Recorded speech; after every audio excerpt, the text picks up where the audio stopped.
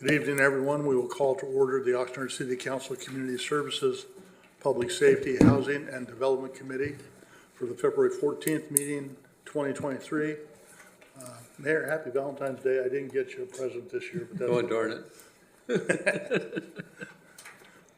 And Madam Clerk, if we can have the roll call and posting of the agenda, please. Then, Member Madrigal, would you be willing to lead us in the flag salute? Yes, I will. Member Zaragoza, Here. Member Madrigal, Here. Chair McDonald. Thank you. I'm Be sorry. it- Here. Thank you. Now, The- thank you. The agenda for this meeting was posted on the City Hall Bulletin Board on February 7th, 2023. Thank you. Please stand. Please put your right hand over your heart. Ready, begin. I pledge allegiance to the flag of the United States of America and to the republic for which it stands, one nation, under God, indivisible, with liberty and justice for all. Thank you all.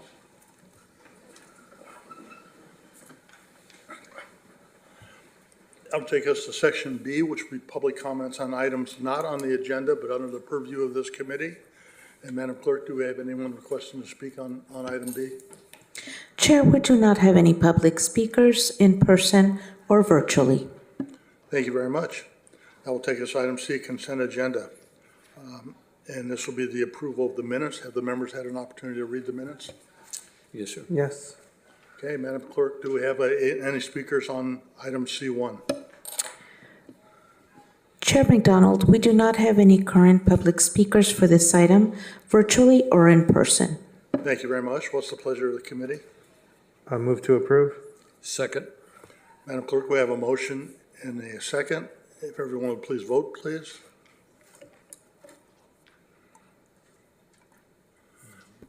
Motion carries 3-0. Thank you very much. That takes us to item D1, Police Department. Subject is agreement for police school resource officer services. The recommendation is that the committee, hang on, time for the cheaters here.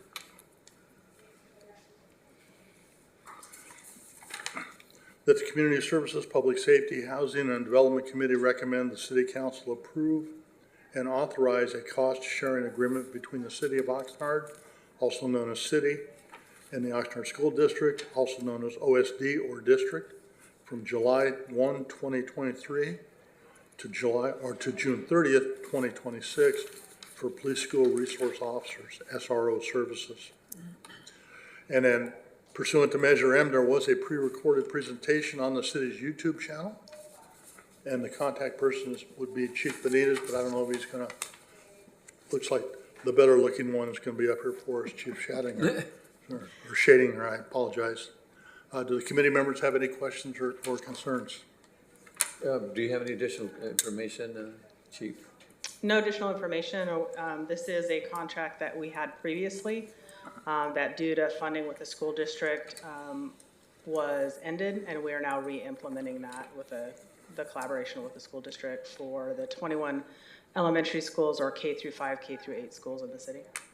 So Mr. Chair, so the school district will pay 75% of the SROs for us. Yes, of the cost of 2 SROs, and those will be split throughout the district.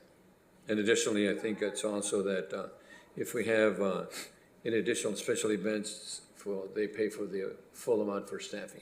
Yes, they pay for, if they have special events on the school campus and they wish to have an SRO there, they do pay for that cost as well.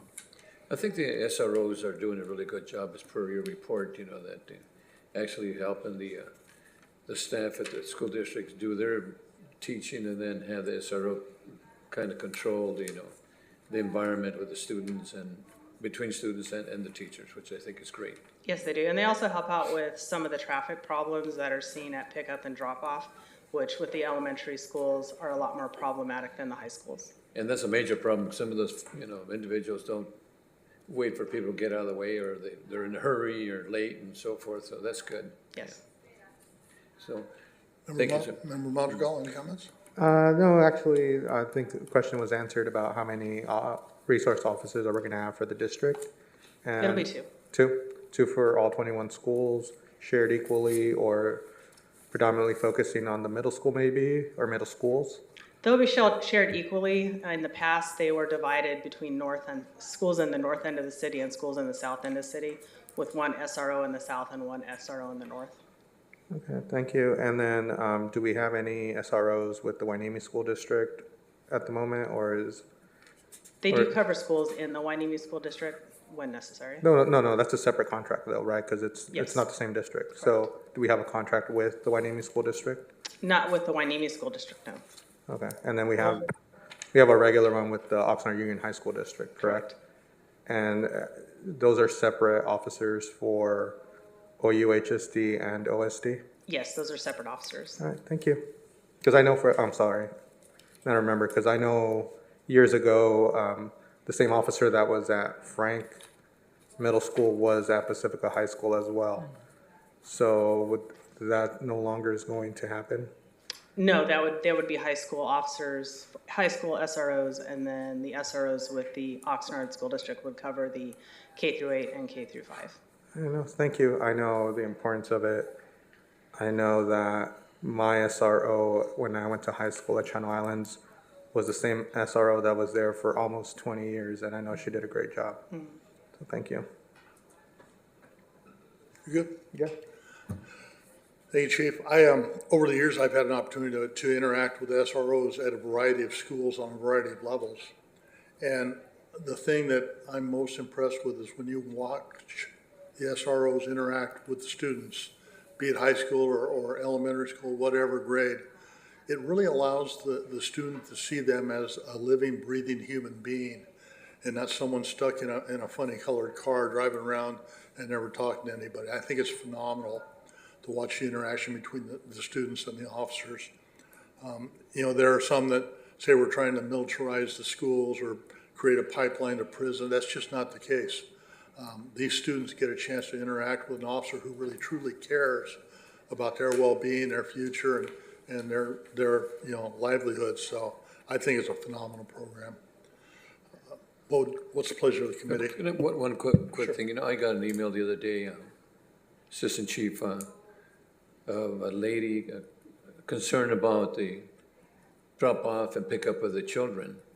At Kamala School. He's right. Did we take her of that? Because he says some people just absolutely do not pay attention to the kids getting off and on in the cars, so.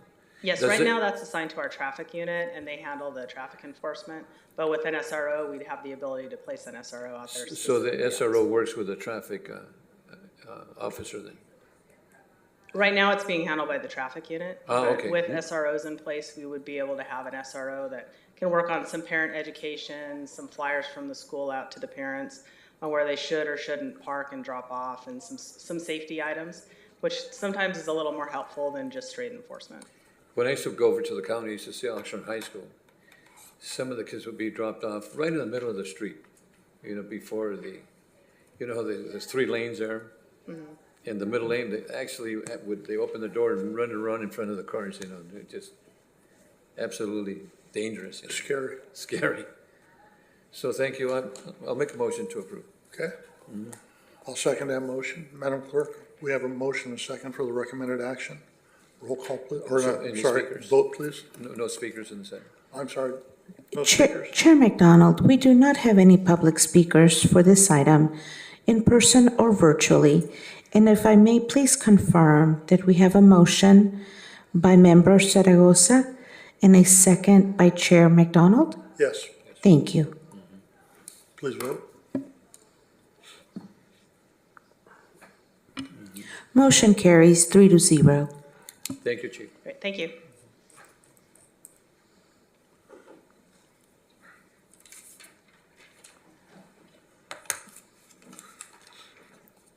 It's getting to be time for bifocals here. Takes us to item number 2, the Housing Department. The subject is the 5-year Public Housing Agency, also known as the PHA Plan, Annual Agency Plan and Capital Fund Program 5-year Action Plan for Low-Rent Public Housing. The recommendation is that the Community Services, Public Safety, Housing, and Economic Development Committee recommend that the Board of Commissioners, 1, hold a public hearing to receive comments concerning the fourth year of the 5-year PHA plan. the 2023 capital fund budget and the capital fund 5-year action plan, and 2, adopt a resolution approving the 2023 annual agency plan, five-year PHA plan for the Housing Authority. That's Section A. Section B, authorizing and directing the chairman to execute the Department of Housing and Urban Development Public Housing Agency Certification Compliance Form, certifying the Housing Authority's compliance with HUD's policies and procedures. And 2C, authorizing the Housing Director to execute and submit all reports, documents, and all of those certifications required to comply with policies and the procedures of the Department of Housing and Urban Development regarding the annual agency plan and the 5-year PHA plan. And 2D, approving the 2023 capital fund budget and capital fund 5-year action plan. And 2E, authorizing the Housing Director to accept and expend the funds as indicated in the 2023 capital fund budget and capital fund 5-year action plan. And pursuant to Measure M, there was a pre-recorded presentation on the city's YouTube channel. And Mr. Ramirez is here for any additional information should the committee have any questions, comments, or concerns. Mayor? So I think you said it very well, because this is the annual plan, the 5-year plan for capital and the budget, and also for the 2023 capital budget and capital fund and the 5-year plan. Is that For the Housing Authority, correct. for the Housing Authority? Yes. So we have the 1 year, the 5-year, and It's an annual requirement that we have, that the Housing Authority has to submit to HUD, that sets our policies, changes policies if we'd like to change policies, allows for the receipt of funds, the use of funds, et cetera, capital fund, the various programs that I've described. so initially they have to have the 5-year plan to work with that plan. So HUD likes that process. So both of the items that we're presenting today have a 5-year plan requirement and then have an annual requirement within those 5 years. And so this is part of that process for the Housing Authority. And do we have any, do we have any input from the renters regarding that? We do go to what we call the Resident Advisory Board, which is a form of a tenant association, if you will. Right. And we ask for their input on our policies and recommended changes and et cetera, including the items that we are proposing today. And they did comment on that, and the draft document that's before you today is reflective of those comments and the changes that we had proposed. And I can recall, did we get quite a few comments from our tenants? The board is fairly active, yes, and they participate. And so, yes, we do receive some comments, none of which were significant enough to change the direction that we were going. They were not in substantial objection to that process of change. Yeah. However, Go ahead. I do need to disclose an item. The draft before you is due in mid-April, April 14th. And it must go to council or the Board of Commissioners for final approval. So this item before the committee is a process to hear comment. It's a continuing process to hear comment on what ends up being the final document that gets presented to council, or I'm sorry, to the Board of Commissioners, and then subsequently submitted to HUD. So that is going to come before council, before the Board of Commissioners between now and April 14th. So this is kind of like a draft type. Okay. This is a draft for comment. The draft for comment that's in front of you today includes an item that is going to come before the committee on February 28th. And that item is the introduction into our plan of a homeless preference. Right now, we have what we term to be a set-aside of vouchers for homeless services, and so we are proposing to adopt an actual preference. And that preference that we are proposing has been an item of discussion before this committee and the Board of Commissioners as a whole in the past several times. The latest of which was presented to the full Board of Commissioners last year, and they asked that Councilmember Basua asked for clarification on a couple of items, and that is being presented to the committee on February 28th. And so that discussion on February 28th may or may not change the document that's in front of you today, because the document that's in front of you today continues to propose that preference that is still part of the discussion that's before the commissioners and the council on 28th of February. So I want to make that clear that while that conversation is going, it is already included in this draft, and it may change before we submit it to for consideration by the council in March, and subsequently to HUD on the 14th. And that's all required. Well, I mean, it has to be, in order for it to eventually make it to HUD, it has to be in the draft document. And it can change, obviously, as part of the public comment period and et cetera. So right now, it's in the document in hopes that it gets approved by everyone, including the council. But obviously, the council or the resident advisory board or any member of the public can have comment and cause a change. Okay, thank you, sir. And if I can just add one piece to that, we started with the resident advisory board in their comments. The citizen advisory plan, if that's the right document, has their 2 specific questions that they asked during the process, and those have been answered in the document. But as it relates to this preference and this kind of odd timing that we have, we actually presented this to them the entire year before as well. And then we brought it to the council, and we've been in this kind of limbo of fleshing it out a little bit more with more data that was asked for. But as it relates to this specific preference, there was a question about this, and I think it was how it relates to the farm worker preference that we already have, and it does not affect that farm worker preference that we already have. This is the ability to add another preference, which gives them 1 point in when they apply for the voucher system. So the Resident Advisory Board did not have a problem with this individual preference. It's more a matter of continuing through the public process that we need to go through. So actually, as you get those comments, that changes the draft, you know. It may change the policies within the policies. draft. And by the way, the additional preference that Assistant City Manager is referring to is homeless. So we are proposing a homeless preference. And so whether we have, 2 preferences, 1 farm worker, 1 homeless, if we eliminate the homeless preference, they will not have eliminated the farm worker preference. Gotcha, okay. Thank you, sir. Thank you. Member Mondragon, any questions or comments? No, I think Mayor kind of asked most, if not all. Just real quickly, the public meetings on December 1st of last year and January 26th of this, or actually last month, were those were those with the group, with the tenant, or was it more of a committee type meeting? It included the tenants. So it included public comment from the tenants, and also, for that matter, open to the public. I mean, so the tenants are much more participatory than, say, Section 8 participants. But it does include a planned amendment for policies for the Section 8 program. So the 2,000 Section 8 participants also are part of the public, although they don't participate as much as the tenants do. Okay, and where were those meetings held? Do you remember, Brenda?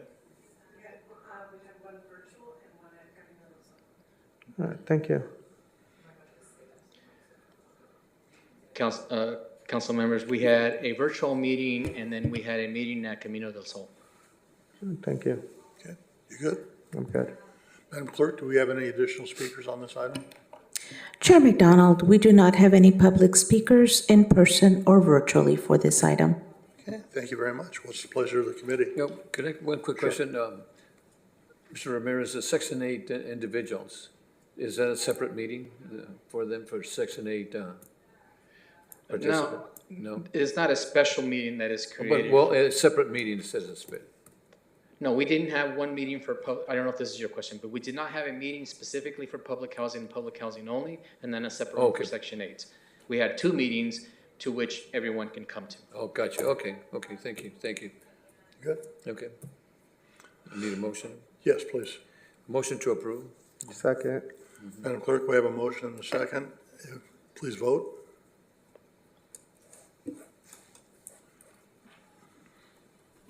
Motion carries 3-0. Thank you. Okay, that takes us to item number 3, Housing Department. Fiscal year 2023-2024 Annual Action Plan Public Hearing to receive public comments relating to unmet needs of low and moderate income persons residing in the city of Oxnard. The recommendation is that the Community Services, Public Safety, Housing and Development Committee conduct a public hearing to receive public comments related to the unmet needs of low and moderate income persons residing in the city of Oxnard for affordable housing, community and economic development, public services, and homelessness for the preparation of the fiscal year 2023 Annual Action Plan. Pursuant to Measure M, there was a pre-recorded presentation on the city's YouTube channel. And at this time, I will open the public hearing for comments on this matter. And Madam Clerk, I believe we have Ms. Barbara McAfee-Ortiz who wants to provide a comment.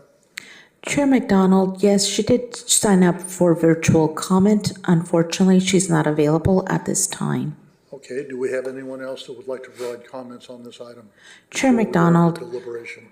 we do not have any public speakers on this item virtually or in person. Thank you.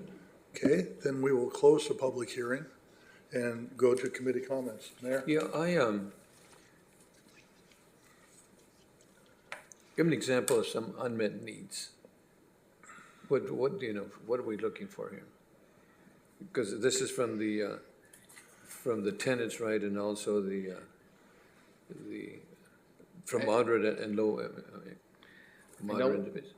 We don't want to imply that an unmet need is a need that we're ignoring. Okay, but I wanted to clarify it. So that's not the case. Maybe a need that still needs to be serviced. For example, one potential need that is likely to come up is homelessness. Okay. And despite that it is not solved, it's not something that we're ignoring. It may come up as an unmet need, or job creation, economic development, slum and blight, capital improvements, a bunch of things that are going to be out there. When we have those community meetings that are referenced in the documents, we ask them, and they tell us, everything from this park should have a playground to I see a lot of homeless people across the streets to the nonprofit needs legal aid. And so we include that in our analysis. Eventually, we'll get an application, and we will come forward with the list of applications that we recommend that the council approves, and we will then be required to indicate that those applications that we're proposing to be funded are meeting one of those needs.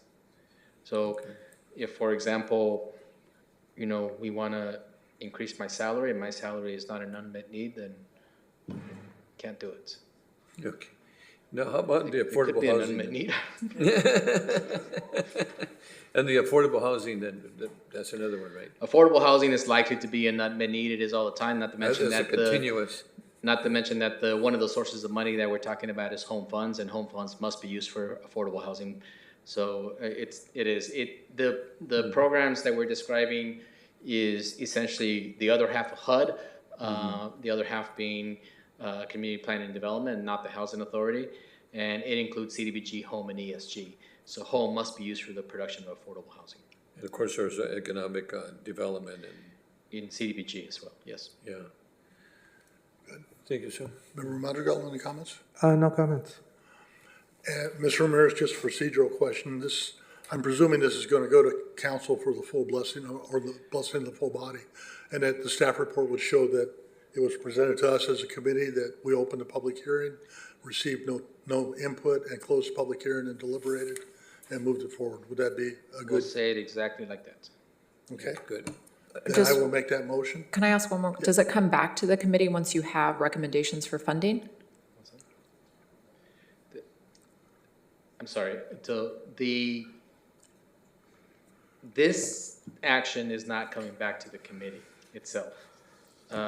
We are bringing forth a draft action plan to be considered, and that's coming on April 24th. But it's not exactly the same thing. Right, so this is public input to get items that could go in the annual action plan, but the annual action plan with the funding recommendations will come back to this committee before it goes to the full city council. So in a sense, you're acting as just a public hearing forum tonight to get comments in from the public or to provide comments that would inform a document that will be presented to you as a committee. So Okay. do we get it again? Yeah, okay. Yeah, but I just want to make sure that somewhere we reflect that we did open a public hearing, And it was no open. comments were received, and we closed it, so we've done what we need to do. You did what you needed to do. Thank you. Perfect. And I'll second your motion. Do we need a motion on that, or do, Or, Mr. Rozell? You're not a, No, you don't. no? Okay. Okay. That would just be, we'll make it a receive and file with the comments noted for the upcoming staff report. Okay. Okay, takes us to item E. And one last check, Madam Clerk, nobody's phoned in or called in or hooked up to. Madam Clerk? No one's connected with us to make comments? No, Chair McDonald, we do not have any public speakers, virtually or in person. Thank Okay. you. Thank you very much. That takes us to item E, items for future agendas. Member Mondragal, do you have any requests? No requests at the moment. No. Mayor Zaragoza, none. Takes us to item F, adjournment. We will stand adjourned at 7:12. Thank you all for your time and efforts. Thank you. Happy Valentine's.